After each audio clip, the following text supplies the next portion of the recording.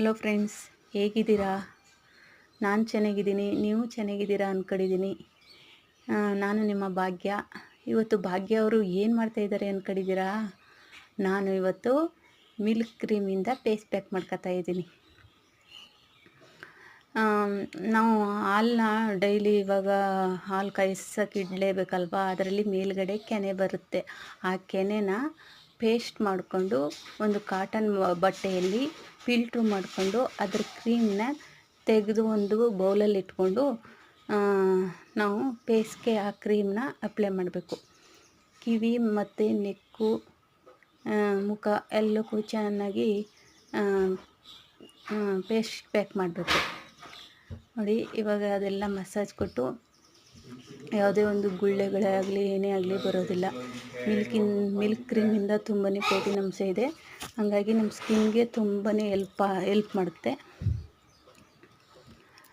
ನಮ್ಮ ಹೆಣ್ಮಕ್ಳು ಹಿಂಗೆ ಮಧ್ಯೆ ಒಂದೊಂದು ಕ್ರೀಮ್ಗಳಿಂದ ಮಸಾಜ್ ಕೊಟ್ಕೊಂಡು ನಮ್ಮ ಫೇಸ್ಗಳನ್ನ ಕಾಪಾಡ್ಕೋಬೇಕು, ಚೆನ್ನಾಗಿಟ್ಕೋಬೇಕು.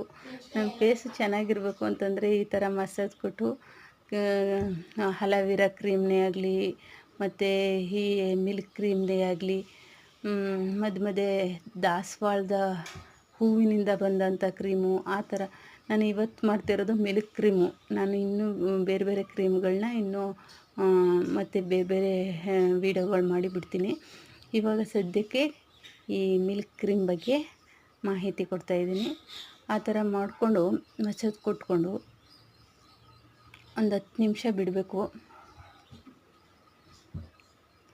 ಅದು ಸ್ಕಿನ್ನು ಚೆನ್ನಾಗಿ ಅಬ್ಸರ್ವ್ ಮಾಡೋಕ್ಕತ್ತೆ. ಅದರ ಒಂದು ಅಂಶಗಳನ್ನ, ಪ್ರೋಟೀನ್ ಅಂಶಗಳನ್ನ ಸ್ಕಿನ್ನಲ್ಲಿ ಚೆನ್ನಾಗಿ ನೆಂದು ಚೆನ್ನಾಗಾಗುತ್ತೆ. ಸ್ಕಿನ್ನ ಒಳ್ಳೆ ಗ್ಲೋ ಆಗಿ ಇಟ್ಕೊಳ್ಳೋಕ್ಕೆ ಅವಕಾಶ ಕೊಡುತ್ತೆ ಈ ಕ್ರೀಮು.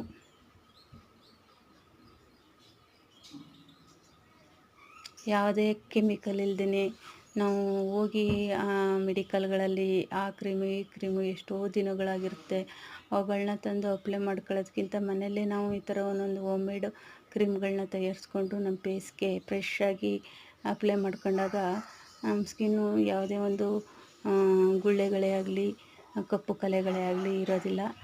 ಈ ಥರ ನಾವು ಕಾಟನ್ ಬಟ್ಟೆಲಿ ಒರೆಸ್ಕೋಬೇಕು. ತುಂಬ ಚೆನ್ನಾಗಿದೆ ಇದು, ನೀವು ಕೂಡ ಮಾಡಿ. ಇಷ್ಟವಾದರೆ ಒಂದು ಲೈಕ್ ಕೊಡಿ, ಶೇರ್ ಮಾಡಿ, ಸಬ್ಸ್ಕ್ರೈಬ್ ಆಗಿ.